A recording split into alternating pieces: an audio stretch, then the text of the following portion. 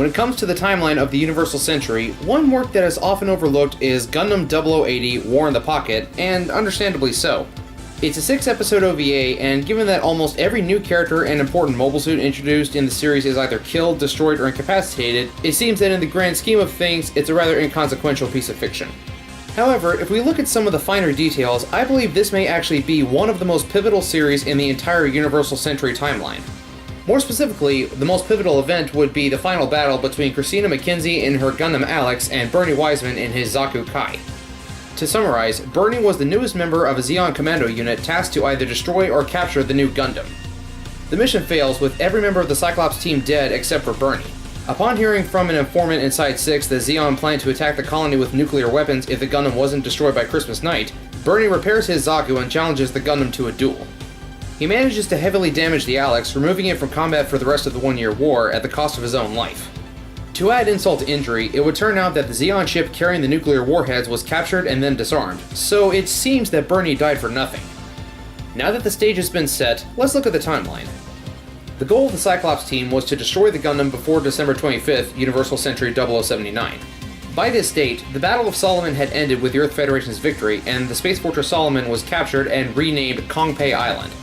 Shortly after the Battle of Solomon, Amuro, the pilot of the original Gundam on White Base, had become so skilled as a pilot and strong as a new type that the Gundam could no longer keep up with him without risking damage to the mobile suit. The plan had been to give Amuro the Gundam Alex, as, in 0080, they mention it was designed specifically for a pilot on White Base, and it was to be used by a new type. Because the Alex was severely damaged, the solution to Amuro's problem was to apply magnetic coating to the Gundam's joints, and it worked out well enough, with Amuro's performance in the Gundam improving significantly, allowing him to continue fighting and defeating his rival Char several engagements in a row. So here's my theory. Because Bernie Wiseman destroyed the Gundam Alex, he actually saved Zeon and allowed them to continue fighting several years into the future.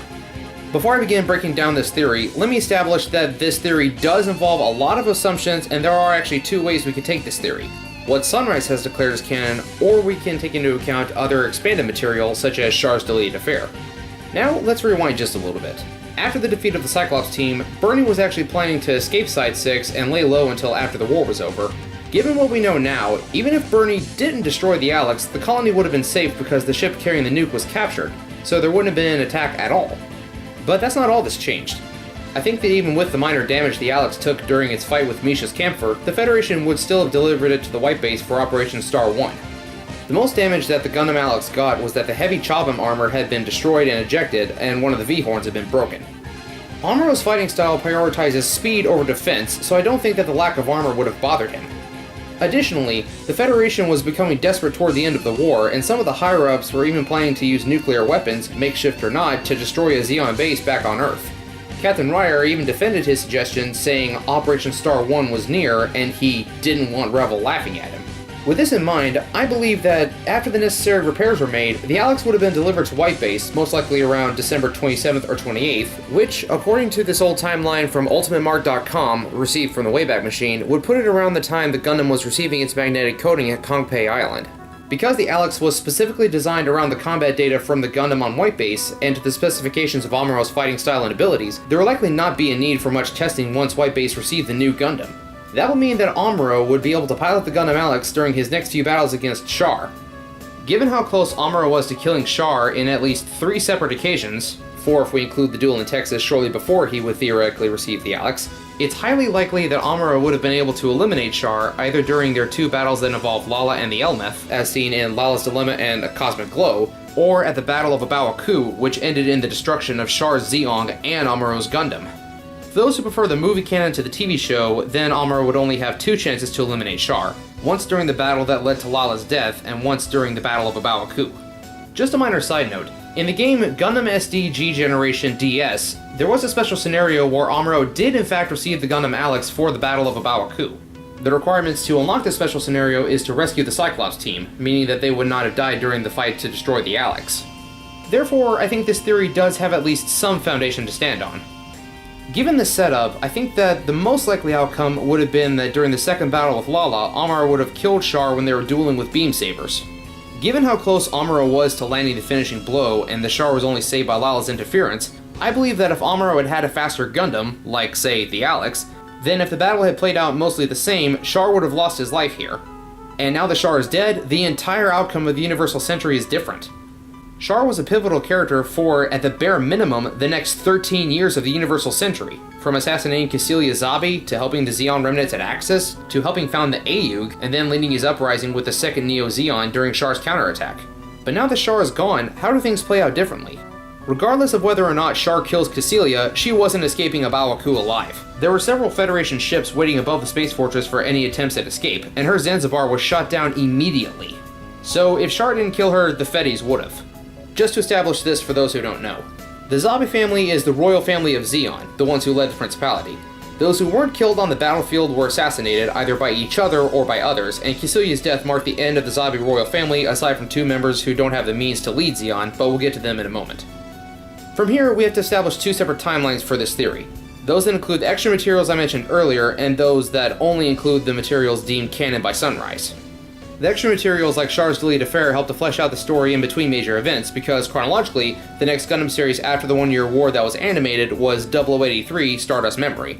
And though it does not feature Char directly, it does show the involvement of Haman Karn and Axis, both of which were heavily influenced by Char according to the Char's deleted affair manga. For now, the timeline we'll be examining does include the extra material. So, the Battle of Bawaku, Kycilia Zanzibar is destroyed, and Char is dead. Whether it be at the Battle of Bawaku itself or not, he's no longer around. So, what changes? In Char's deleted affair, immediately after assassinating Kycilia, Char helps to escort Mineva and Zena Zabi, the daughter and widow of Vice Admiral Dozel, who lost his life at the Battle of Solomon, away from the battlefield.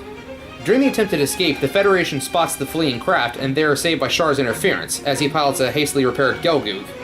If Char wasn't there, then the last 2 surviving Zabis would either have been shot down or captured, and then likely executed as enemies of the state or incarcerated indefinitely. With the Zabi family completely destroyed, the morale of any surviving Zeon soldiers would have been significantly decreased, making it less likely that they would rally together. Even if we did see a sizable number gather at the Axis base, without a figurehead to bring them together, be it Mineva Zabi or Char the Red Comet, they will still no longer have the drive to make an organized attempt at retaliation against the Federation. Consequently, things will not progress the same as they would have normally, especially not for Haman Karn. Her history with Char helped her develop into the character we knew her as in Zeta and Double Zeta. So with less organization, it's less likely that Axis would have returned the way it did in Zeta Gundam, and likewise, it's not as likely that we'd get the Neo-Zeon of Double Zeta either. Another thing to consider, with Char dead, we would not have the Aeug, where Char was one of the pivotal founding members. For a second, let's reference the game Gundam vs. Zeta Gundam. In one alternate timeline where Char stays with Axis, the Aeug is never founded, and the entire Grips conflict is simply Axis versus Titans. So for the sake of our alternate timeline, no Char Aznable means no Quattro Bagina, and that means no Aeug. So the events of Zeta Gundam are completely different now. Axis returned to battle the Titans after seeing how much ground the Aeug was gaining, but if that doesn't happen, then it's unlikely that Axis could return the way it did. But if Axis did pull through and battled it out with the Titans, then they likely wouldn't have won with their own strength alone. If Axis can't defeat the Titans, then the Titans stay in power. Now, to tie up a loose end from earlier, even without Char, I believe that the Delaz conflict, Operation Stardust, would still have happened because the Delaz fleet received very little help from Axis at all, with the exception of the mobile armor Neue Ziel. However, with Char gone, the Neue Ziel may not have been completed on time for this battle because it was based on Zero VR, or Zero GR, whichever you prefer, a mobile armor that was test piloted by Char himself. But even without the Neue Ziel, and if the Federation could have stopped the colony drop, that doesn't change the fact that Gato still stole the GPO-2 and the nuclear warhead and then blew up the naval review. So I believe that the Fedis would still use this opportunity to give rise to the Titans, seeing as how Jamatab and Bask Ohm were both present during this conflict. And that brings us to possibly the biggest change in the timeline up to this point. The second Neo-Zeon War can't happen because Char was the founder. So that means that all of Char's counterattack never happens, and following in its wake, Gundam Unicorn doesn't happen either because the sleeves were the remains of Char's Neo-Zeon, and now Full Frontal wouldn't exist as we know him either. And finally we have Gaia Gear, which takes place over 100 years after the end of the One-Year War, with the remains of Zeon creating a memory clone of Char, but if Char didn't survive the One-Year War, then this most likely wouldn't have happened. So there we have it. Char is one of the most pivotal characters in the Universal Century for numerous reasons, and most of these came to fruition after the One-Year War. But if he had been killed at the hands of Amuro, now piloting the Alex, then the entire rest of the Universal Century develops differently from how we know it. Given all this evidence, I believe this means that Bernard Wiseman did not die in vain during his fight with Christina McKenzie. By destroying this one Gundam, he allowed Zeon to keep fighting for decades after the war had ended. Even if they were eventually defeated every time, Char's influence helped them to continue rising up, and Char survived this war because Bernie destroyed the Alex. But even if we don't take the extra works into account and only consider the animated works, we still get the same outcome minus the 100-year extension from Gaia Gear. Char would still have died during the 1-year war, the AUG is never founded, and there's no second Neo-Zeon war, and the slaves never exist, so the outcome is still basically the same. So, through the power of retconning, what seemed to be a pointless death at the end of a short OVA actually turns into possibly the single most important one-on-one duel in the history of the Universal Century. Bernard Wiseman died a hero. He may not have actually saved Side 6, but his actions prolonged Zeon's combat capabilities for decades to come. Rest in peace, Bernie Wiseman, honorable soldier of Zeon. But what do all of you think? Is this just a bunch of speculation? Did I leave out anything that would render this theory null and void? Leave your thoughts in the comments below.